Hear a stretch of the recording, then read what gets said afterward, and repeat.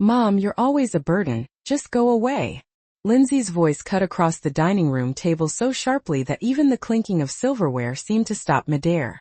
For a moment no one moved. The Sunday sunlight filtered through the blinds, laying quiet stripes across the polished oak table Daniel had bought 2 summers ago. I was holding a serving spoon, halfway between the bowl of mashed potatoes and my grandson's plate.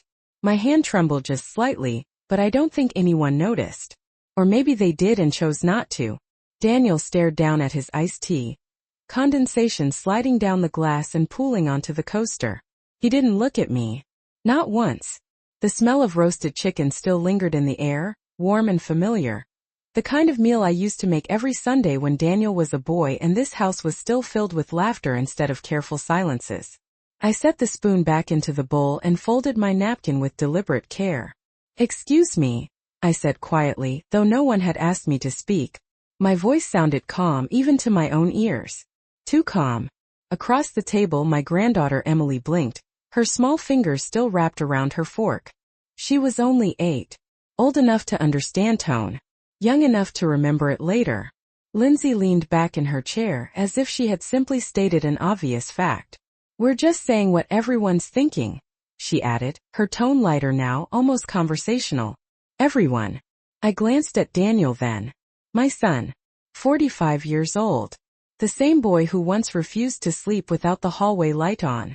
The same boy who cried the first time he rode his bike without training wheels because he thought he'd disappointed me by falling. He still didn't lift his eyes. Outside, a lawnmower hummed somewhere down the street. Ordinary sounds. Ordinary afternoon. I realized then that humiliation doesn't arrive with noise. It settles quietly like dust. "I didn't mean to cause trouble," I said, smoothing my hands over my skirt. "Navy blue. The one I wear to church. The one Thomas used to say made me look dignified." Thomas. It had been 3 years since he passed. And somehow I had gone from wife to widow to inconvenience without noticing the exact moment the shift happened. "No one's saying you caused trouble," Lindsay replied. Quickly. "It's just, maybe you'd be happier somewhere else. Somewhere with people your own age. Somewhere else." I looked around the dining room. Family photos lined the far wall. Daniel in his high school football uniform. Our trip to Yellowstone in 1998. Thomas holding baby Emily in the hospital, pride written all over his tired face. I had framed every one of those pictures. Paid for every frame. Helped with the down payment on this very house when Daniel and Lindsay first got married and were just getting started. I remembered the exact check amount. $38,000. I told them it was a gift. I meant it. Daniel finally cleared his throat. "Mom, Lindsay's just worried about you. That's all." "Worried?" I nodded slowly, as if that explanation made sense. My plate was still full. I hadn't taken a single bite. The mashed potatoes were already losing their steam. "I see," I said. And in that moment I did. Not the way they intended, but clearly enough. I stood carefully, pushing my chair back without scraping it against the hardwood floor. "Thank you for lunch," I added, though I had brought the apple pie myself that morning. I walked down the hallway toward the guest bedroom I now occupied, the same room that used to be Daniel's study before I moved in after Thomas died. The hallway felt longer than usual. Or maybe I was just walking more slowly. Inside the room I closed the door softly behind me and sat on the edge of the bed. The quilt beneath my hands was one I had sewn 35 years ago. My stitches. My patience. My time. Burden. The word echoed, but it didn't pierce the way it might have once. Instead, it settled into something colder, clearer. I stared at the small suitcase tucked neatly in the closet corner. I had unpacked it fully when I moved in, believing this was temporary but stable. Safe. Now I wondered if safety had been an illusion I created for myself. Down the hall I could hear dishes being stacked, chairs shifting, normal life resuming. No one knocked on my door. No one asked if I was all right. I sat there for a long time, hands folded in my lap, breathing evenly. And for the first time since Thomas died, I understood that silence can be more powerful than shouting. I did not cry. I did not pack. I simply began to think. I remained in that small guest bedroom until the house settled into its usual afternoon rhythm. The low hum of the dishwasher, the faint sound of a cartoon playing in the living room, Lindsay laughing softly at something on her phone. It amazed me how quickly everything returned to normal, once the person labeled a problem removed herself from the table. I looked around the room carefully, as if seeing it for the first time. The dresser was not mine. The pale gray walls were not mine. Even the curtains, thin and practical, were chosen to match Lindsay's taste. The only things that belonged to me were the quilt beneath my hands and a framed photograph of Thomas that I had placed on the nightstand. In the picture, he stood in front of the house we sold 3 years ago, his arm resting comfortably across my shoulders, his smile easy and certain. He used to say that a home was not about square footage or granite countertops. It was about who felt welcome inside it. I exhaled slowly and stood walking toward the closet. My clothes hung neatly pressed and modest. I had brought 2 suitcases when I moved in after the funeral, telling Daniel I did not need much space. I had meant it. I never intended to impose. When Thomas passed away from a sudden heart attack, Daniel insisted I move closer to them. He said it would be safer. He said family should stick together. I remembered the night he helped carry my boxes into this very room. He hugged me then. He promised I would never feel alone. I wondered now if he believed those words at the time or if they had simply sounded right. I opened the closet door and ran my fingers along the fabric of my coats. Ohio winters are not gentle. Last January, I had slipped slightly on the icy driveway while bringing in groceries, and Daniel had rushed out, worried.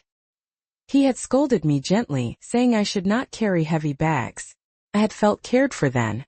Protected. It is strange how memory rearranges itself once you begin to question it. I sat down at the small desk near the window and looked out at the backyard. The swing set Daniel installed for Emily stood still in the mild breeze. I had helped pay for that as well. Not because anyone asked, but because that is what mothers do. We fill the quiet gaps with what we can offer. Money. Time. Forgiveness. I began to think not about what Lindsay said, but about what had changed over the past year. The way conversations stopped when I entered the kitchen. The way Daniel would say, "We will talk about it later," without explaining what it was. The afternoon I noticed that the garage code had been changed and no one thought to tell me. Small things, each one easy to dismiss on its own. Together they formed a pattern that was difficult to ignore. I stood and walked toward the mirror mounted on the closet door. The woman staring back at me was 72 years old. Her silver hair was neatly brushed. Her posture was still straight. She did not look like a burden. She looked tired. Not physically but emotionally. Tired of proving that she deserved a chair at a table she once built. Down the hallway, I heard Emily's footsteps running past my door. She did not knock. She used to. Children notice tension more than adults admit. I returned to the bed and picked up Thomas's photograph. "You always told me to pay attention," I whispered softly, not in despair but in recognition. I had been paying attention. I simply had not wanted to draw conclusions too quickly. Now I understood that silence was not neutrality. It was permission. Daniel's silence at the table had said more than Lindsay's raised voice. I placed the photograph back on the nightstand and folded my hands once more. I was not going to react impulsively. I was not going to pack in anger or argue in the hallway. If I was a burden, I would first need to understand precisely what weight they believed I carried. And more importantly, who truly owned the ground beneath my feet. The next morning I woke before anyone else. The house was quiet, the kind of early silence that feels almost respectful. I sat up slowly and listened to the furnace click on, pushing warm air through the vents. Outside the window the sky was pale and undecided, somewhere between gray and blue. I have always believed that mornings reveal more truth than evenings. In the evening people are tired. In the morning they are unguarded. I dressed carefully, choosing a light cardigan and sensible shoes, as if I were preparing for church rather than an ordinary weekday. When I stepped into the kitchen, I noticed immediately that the coffee maker had been moved. It used to sit near the sink. Now it rested closer to the refrigerator, leaving the counter near the window cleared. Small change. Practical perhaps. Still no one had mentioned it. I poured myself a cup and stood by the window, watching a school bus stop at the corner. Emily's backpack was already placed neatly by the front door, ready for Daniel to take her. I used to walk her to that bus stop when the weather was mild. Lately, Lindsay preferred to handle mornings herself. She said it was easier that way. I thought about the pattern again, more deliberately this time. The garage code change. The spare key disappearing from the hook near the pantry. The afternoon I reached for the file cabinet in Daniel's home office and found it locked. Just organizing some financial things, he had said, smiling quickly. I had nodded, not wanting to seem intrusive. Now I wondered why organization required exclusion. When Daniel entered the kitchen, he seemed startled to see me already dressed. You are up early, he said, pouring his own coffee. I watched his face carefully. There was no anger there. No visible resentment. Just something quieter. Avoidance. I could not sleep much, I replied evenly. Too much thinking. He gave a short laugh, but it did not reach his eyes. You should not take yesterday so seriously. Lindsay just gets overwhelmed. Overwhelmed. I considered that word. I folded my hands around the warm mug and asked gently, overwhelmed by what? He hesitated for half a second too long. Space. Expenses. You know, things add up. Expenses. The word lingered between us. I thought of the monthly check I had written for utilities since moving in. I thought of the property tax bill that arrived last fall, the one I had quietly paid without discussion because Daniel mentioned it had been a tight quarter at work. I did not remind him of those things. I simply nodded. After he left to take Emily to school, I walked slowly through the house. The living room rug I had chosen with Lindsay when they first bought the place was still there. The dining room chandelier Thomas and I purchased as a housewarming gift still hung overhead. I traced the edge of the mantel where I once placed a holiday card from every neighbor on our old street. I realized then that the house carried my fingerprints in ways no one acknowledged. It was not just financial. It was historical. I returned to the guest bedroom and opened the small folder I kept in my suitcase. Inside were copies of bank statements, the sale agreement from our old house, and the letter Thomas wrote a week before he passed. I read his careful handwriting again. He had always believed in clarity, in preparation, in not leaving loose ends for others to tie. As I closed the folder, I felt something settle inside me. Not anger. Not sadness. Awareness. If there were conversations happening without me, then there were documents I needed to review. If there were decisions forming quietly, then I needed to understand their foundation. I placed the folder back into the suitcase and zipped it closed with steady hands. Downstairs, the dishwasher beeped to signal the end of its cycle. Ordinary sound. Ordinary home. Yet nothing felt ordinary anymore. I had spent months trying to be grateful for proximity to family.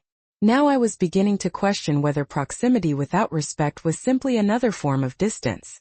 That afternoon, after the house emptied again and the quiet returned, I took Thomas's letter out once more and carried it with me to the window in the living room. The sky had turned a clear blue. The kind that makes everything appear steady, even when it is not. I lowered myself into the armchair by the fireplace, the same chair Thomas used to claim as his own every evening after dinner. He would sit there with the newspaper folded neatly in his hands, reading slowly, sometimes shaking his head at the headlines, sometimes smiling at something small and hopeful buried on the second page. I unfolded the letter carefully, smoothing the paper along my knee. His handwriting had always been firm, deliberate, the strokes confident without being rushed. He had written it while sitting at the kitchen table in our old house, the one with the bay window that faced the maple tree he planted the year Daniel was born. He told me not to worry about practical matters.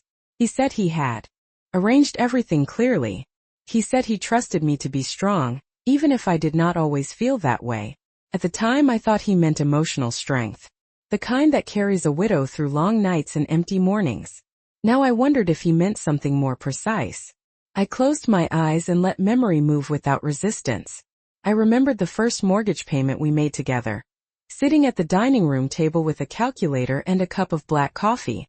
I remembered how carefully Thomas insisted on keeping copies of every document. He believed in order. He believed in protection. When Daniel got married, Thomas was the one who suggested we help them with the down payment on this house. He said starting without debt would give them breathing room. I remember writing that check, my hand steady, feeling proud that we could offer something meaningful.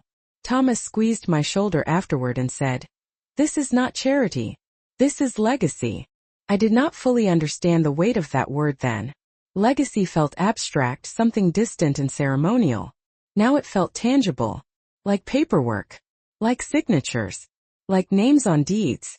I rose from the chair and walked toward the hallway closet where Daniel keeps household files. The door was closed but not locked. I did not open it. Not yet.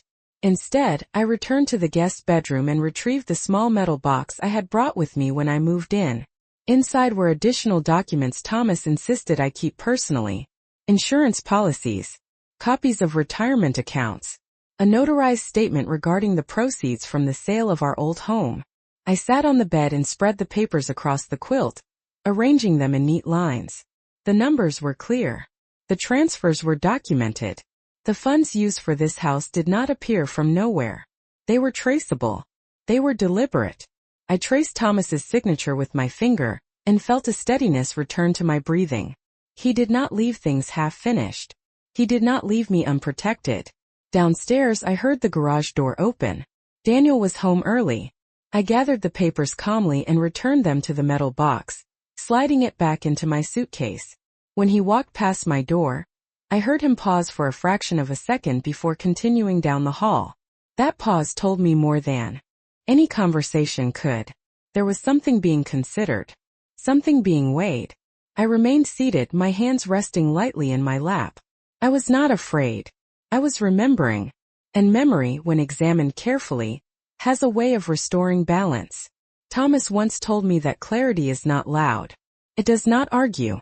It simply stands still and waits for others to notice it. As I listened to Daniel moving around downstairs, I realized that I was no longer reacting to events. I was preparing to understand them fully. The following morning, I made an appointment with the bank. I did not announce it. I did not need permission. I simply told Daniel at breakfast that I had an errand to run downtown and would take a cab. He looked mildly surprised but did not question me. Lindsay offered a polite nod without lifting her eyes from her phone. The air at the table felt neutral, almost careful, as if the sharpness of Sunday had been folded away for convenience. I wore my beige coat and carried my structured leather handbag, the same one I have owned for nearly a decade. It still holds its shape because I take care of my things. The cab ride took 15 minutes. The familiar storefronts passed by, the hardware store on the corner, the small diner where Thomas and I used to share pancakes on Saturday mornings. When we arrived at the bank, I paused for a moment before stepping inside. The glass doors reflected a woman who looked composed. I walked to the reception desk and asked to speak with the branch manager. My name is still recognized there. Thomas and I banked with them for over 30 years. Mr. Callahan, the current manager, greeted me warmly. He is younger than Daniel but respectful, the way some men still are when they understand history matters. We sat in his office with the door gently closed. I placed my folder on the desk and explained that I wanted a complete review of my accounts, including any transfers related to the sale of our previous home and the subsequent purchase of Daniel's property. I kept my tone steady. I did not accuse. I simply requested clarity. He typed quietly for several minutes, his brow tightening in concentration. I watched the numbers appear on his screen, rows of deposits and withdrawals that mapped the last 3 years of my life. When he turned the monitor slightly toward me, I leaned forward. The proceeds from our old house had been divided precisely as Thomas outlined. A substantial portion was transferred into a joint account under my name and Daniel's, designated for the purchase of the current home. Another portion remained solely in my name within a trust Thomas established before his passing. I asked calmly, "And the deed for the house?" Mr. Callahan printed a copy from the electronic file. I studied the document carefully. Daniel's name appeared. So did mine. Not as a guest. Not as a temporary resident. As a co-owner. The word was clear. I felt no rush of triumph. Only confirmation. Thomas had structured everything deliberately. The house was not simply Daniel's investment. It was partially funded and legally tied to me. I asked a few additional questions about withdrawal rights and consent requirements for property sale. Mr. Callahan explained that any decision to refinance or sell would require my written approval. I nodded once, absorbing the weight of that information. When I left the bank, the afternoon sun felt warmer than it had the day before. I did not smile. I did not celebrate. I simply understood the landscape more clearly. On the ride back, I thought about the word burden. It suggests excess weight, something that can be removed without consequence. Yet the foundation of this house included my name, my savings, my history. When I stepped through the front door, Lindsay was arranging fresh flowers in a vase near the entryway. She looked up briefly. "Did you have a nice trip?" she asked casually.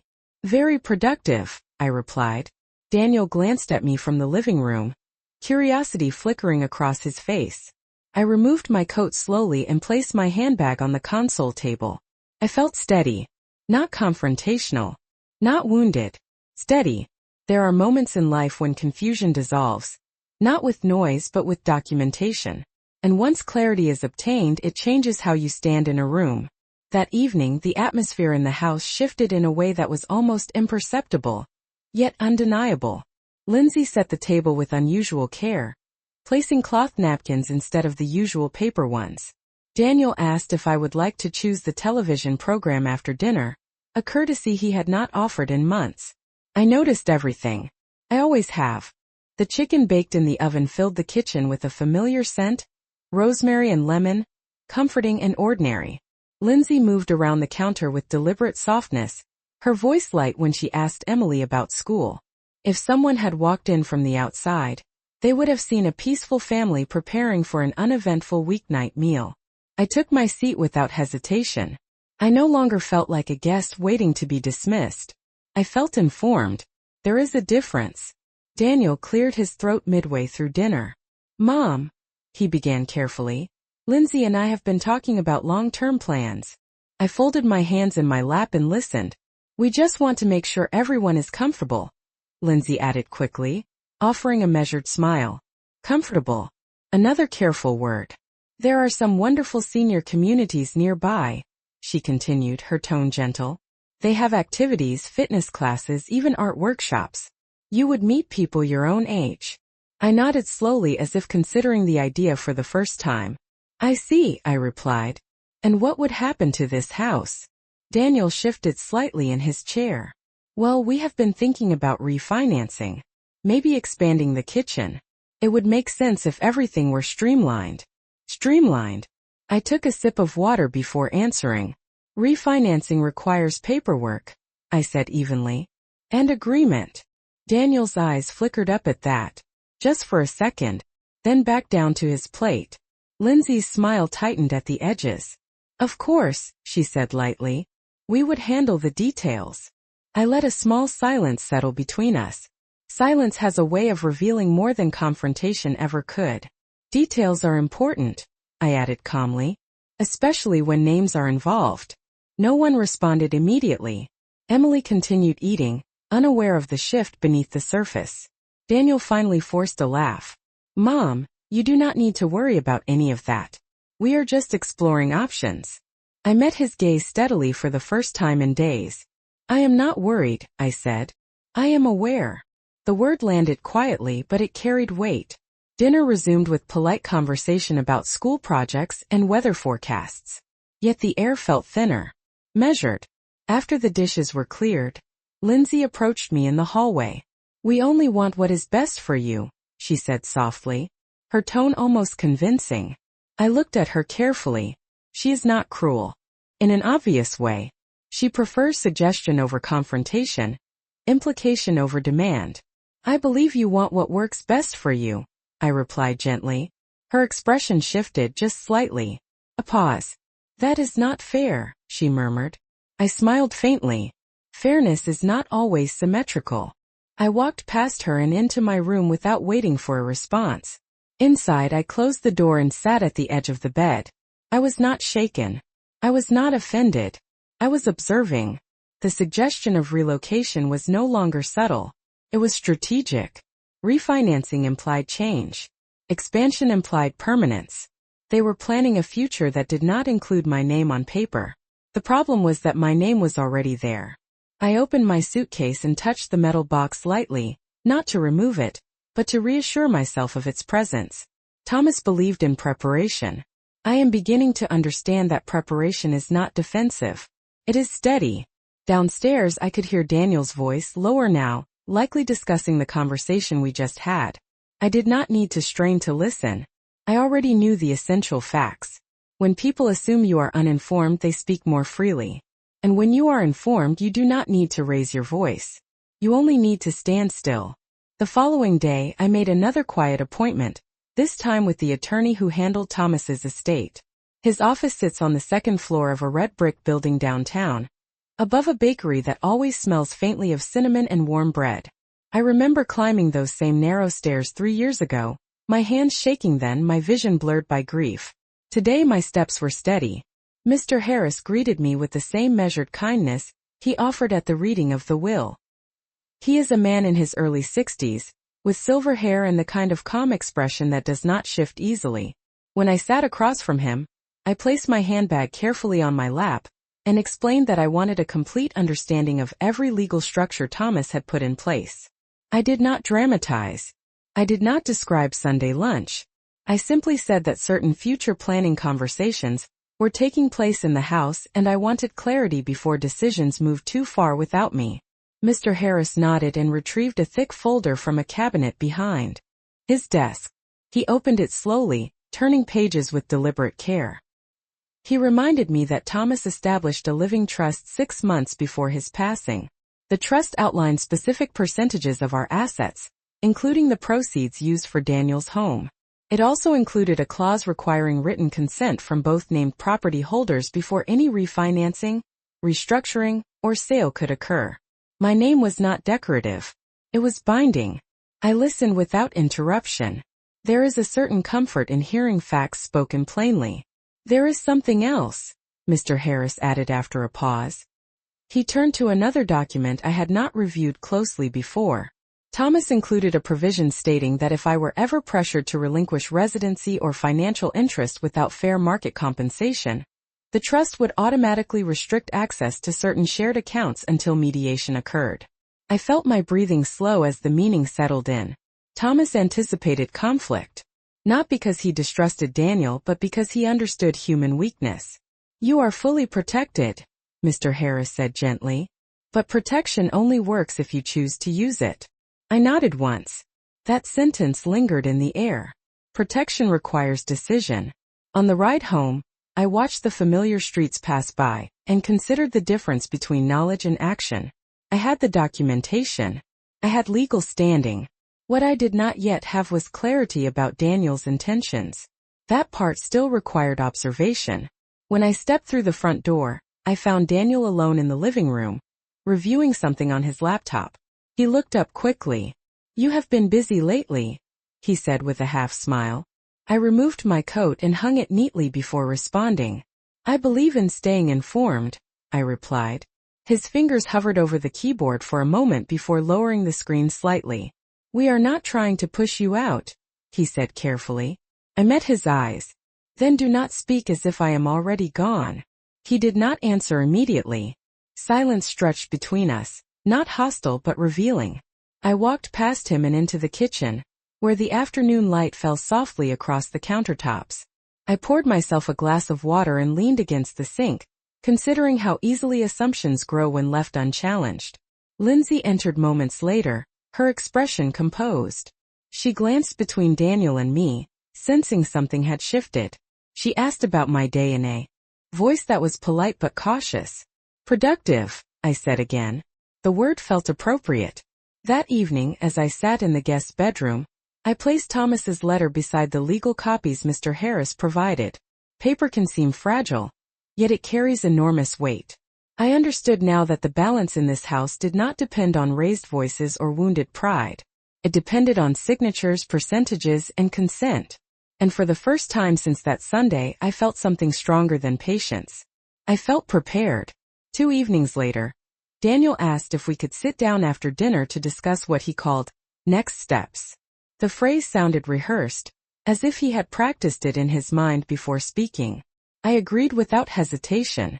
The dining table was cleared, the dishes stacked neatly in the dishwasher, the house unusually quiet with Emily already asleep. Lindsay took the seat across from me, folding her hands carefully on the table. Daniel remained standing for a moment, then sat beside her. The air felt measured, controlled. "We have been looking at some renovation estimates," Daniel began, sliding a folder across the table. If we refinance, we could open up the kitchen and add a small office extension. I did not reach for the folder immediately. And what timeline are you considering? I asked calmly. Lindsay answered before he could. Ideally within the next few months. It would increase the property value significantly. Property value? I nodded slowly.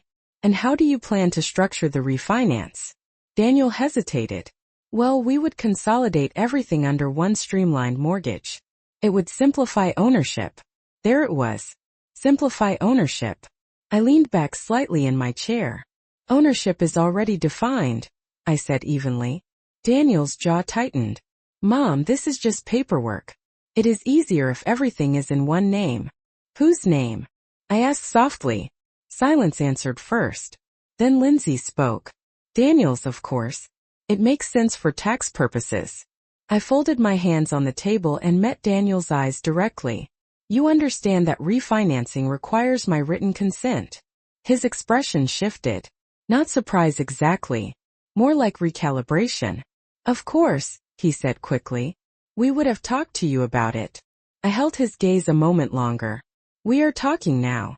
Lindsay reached for the folder and opened it, pointing to projected numbers. Interest rates. Estimated equity. Market comparisons. I listened carefully. When she finished, I asked a single question. What compensation are you offering for my equity share? The room stilled. Daniel blinked. Compensation? Yes, I said gently.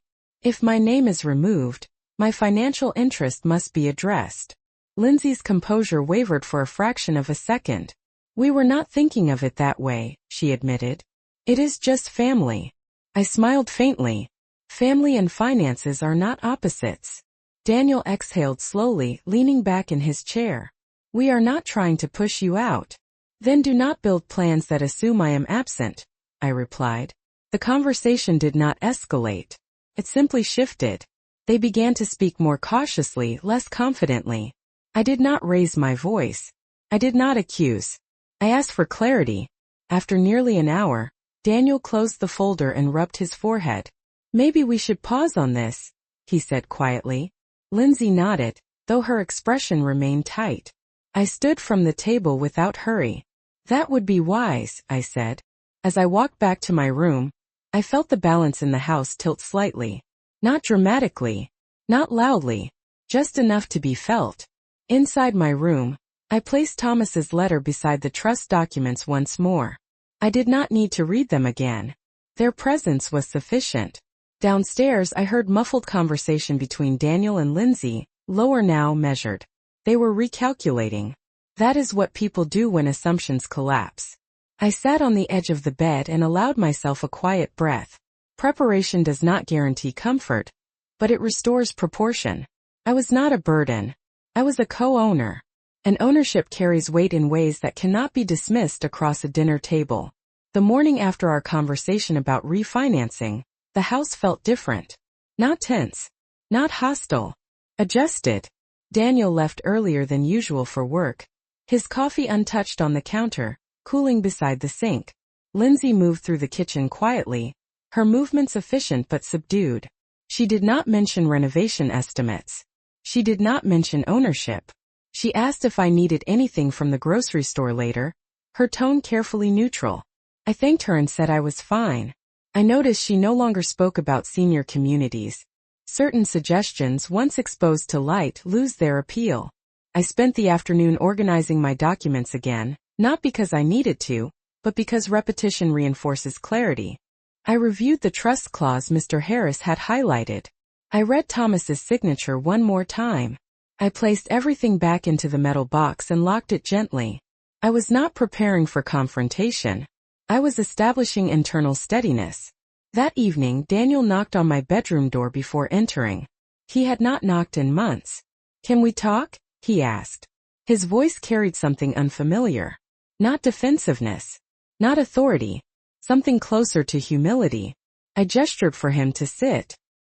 He remained standing for a moment, then lowered himself onto the chair near the desk. I did not realize how all of that looked. He began quietly. The refinance conversation. The timing. I listened without interruption. He ran a hand through his hair, a gesture he has made since childhood when uncertain. We were thinking about long-term growth, property value, investments. I did not stop to think how it sounded. I met his eyes steadily. It sounded like I was temporary. He inhaled slowly. You are not temporary, he said, and this time the words felt less rehearsed. This house would not exist without you. I allowed a small silence before responding. Acknowledgement matters. He nodded. I know. There was no dramatic apology. No emotional outburst. Just recognition. Sometimes recognition is more powerful than regret. Later that night, Lindsay approached me in the hallway. Her posture was composed, but less guarded than before. Daniel told me about the trust, she said carefully. I did not realize how it was structured. Now you do, I replied calmly. She hesitated, then added, we should have spoken to you differently. I studied her expression. There was calculation there still, but also a measure of caution. Awareness changes dynamics. Respect is not complicated, I said softly. It simply requires memory. She did not argue. In the days that followed, conversations shifted tone. Plans were no longer drafted without mention. When Daniel discussed finances, he did so openly. When Lindsay considered changes to the house, she asked for my opinion before moving forward. The balance was not restored through conflict. It was restored through documentation and steadiness. One afternoon, as I watched Emily play in the backyard, she ran toward me and wrapped her arms around my waist. Grandma, you are staying here forever, right? She asked. I knelt slightly to meet her eyes. I am staying where I am respected, I answered gently. She smiled, not fully understanding the weight of that sentence, but sensing its warmth. That evening, as the sun set behind the maple trees lining our street, I sat in Thomas's old armchair and allowed myself a quiet moment of reflection. I had not shouted. I had not packed a suitcase in anger. I had not allowed humiliation to dictate action. I had chosen clarity, ownership, preparedness. Words can attempt to reduce a person to something disposable, but paper, signatures, and steady resolve tell a different story. I was never a burden. I was part of the foundation, and foundations do not disappear simply because someone wishes them away.